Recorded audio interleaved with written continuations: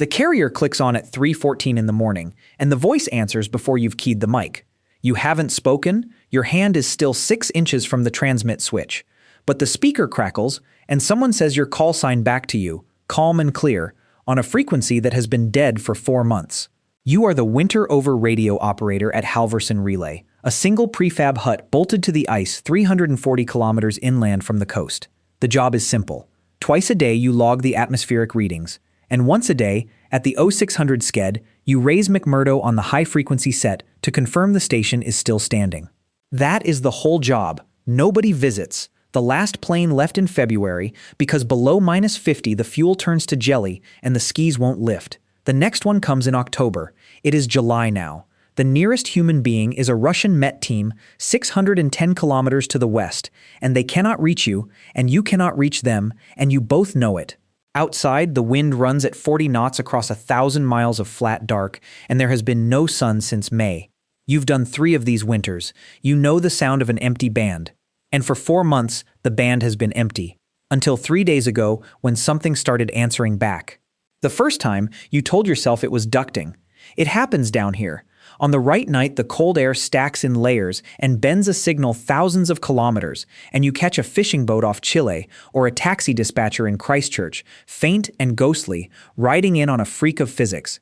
So when the 0600 sked came back 3 mornings ago in a voice that wasn't McMurdo, flat, unhurried, reading your coordinates correctly, you wrote ducting in the log and drank your coffee. The second morning, the voice was there again. It gave you the barometric pressure before you read it off the gauge. The exact figure. 682 millibars. You checked. It was right. You told yourself you'd said it aloud the day before and it had bounced back on a delay. Skip propagation. A long echo. The band does strange things in the dark. You wrote that in the log too. Your handwriting was worse than usual. The third morning, this morning, you decided to test it. You keyed the mic and asked plainly, "Who is this?" Then you waited, and the static rolled, and 40 seconds passed. Then the voice answered. Same question, same words, in your own cadence. "Who is this?" Not a repeat, a reply. Turned around and handed back to you like a mirror. You unkeyed. You sat in the hum of the diesel heater and the tick of the ice against the walls, and you did not write anything in the log at all. Now it is 3:14 in the morning, and the carrier is live again, off schedule, and it is putting your call sign into the dark hut. Kilo 3, it says. Kilo 3, radio check. You don't answer. You watch the meter needle twitch on every syllable, which means the signal is real, which means it is being transmitted by something with power and an antenna and intent. You reach for the mic to break squelch, just to make it stop, and before your thumb finds the switch, the voice says, "Don't." Just that. The exact word you were thinking. You set the mic down very slowly. For an hour there is nothing. You start to breathe again. You tell yourself you'll strike the whole set at first light, pull the fuses, sleep. At 4:41 the speaker opens and the voice reads your log back to you. Not today's log. Tomorrow's. It reads an entry dated the 9th, in your voice, describing a wind shift and a pressure drop, and then a line that trails off in the middle of a word. The entry ends there. The voice stops there, and the 9th is tomorrow. You go to the logbook on the desk. You turn to the 9th. The page is blank. Of course it's blank. It hasn't happened. You put your hand flat on the empty page like you can hold it shut. At 5:02 you hear the outer airlock cycle. You know that sound better than your own heartbeat. The pneumatic thump, the hiss of the seal, the 3-second whine of the pump equalizing. It is a sound that means a person has come in from outside. It is a sound that cannot happen because you are the only person and you are sitting here and you have not moved. The inner door does not open, but the little red pressure lamp above it, the one that lights when the lock is occupied, comes on and stays on. You stare at it. You count your own breath so you have something to hold. The lamp does not flicker. It burns steady, the way it only burns when there is weight on the floor plate inside, the plate that trips at 40 kilograms and up. Something in there is heavy enough to be a person. Something is standing in the airlock, in the 2 feet of steel between the ice and the room, and the radio, on the desk beside you, chooses that moment to speak in a softer voice, almost kind, and it says, "Let me finish the log." Then, impossibly, the sked tone chimes. The real one. The clean electronic pip of the McMurdo automated caller, the sound of the actual outside world reaching in on schedule. 0600. Morning, somewhere, help.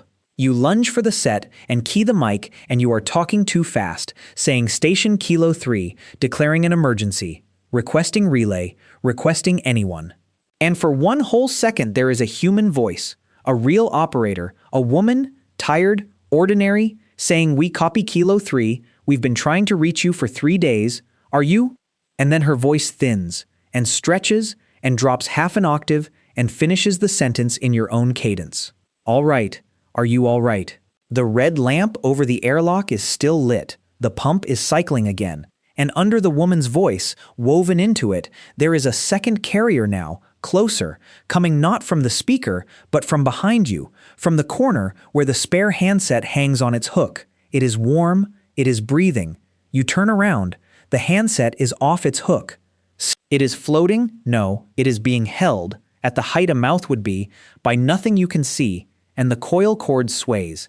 The voice comes from it now, and from the wall speaker, and from your own throat, all at once, all saying the same 3 words, layered, out of sync by a fraction of a second, so it sounds like a room full of you. Kilo 3, radio check. The red lamp goes dark. The pump stops. Whatever was in the steel is not in the steel anymore. The inner seal hisses, and you feel the small drop in your ears. That means the door has opened, though you are watching it, and it does not move. The cold comes in anyway, 40 below, rolling across the floor in a sheet you can see, frost blooming up the desk legs, up the mic cable, up your wrist. It reaches your fingers and they stop being cold and start being nothing at all. Your breath is a white column that does not rise. The condensation on the window freezes from the inside out with a sound like paper tearing, slow, patient, filling the last of the glass. The diesel heater dies. The lights brown down to the emergency string. And in the last of the light, you look at the logbook, open to the 9th, and there is writing on it now, filling in as you watch, letter by letter in your own hand.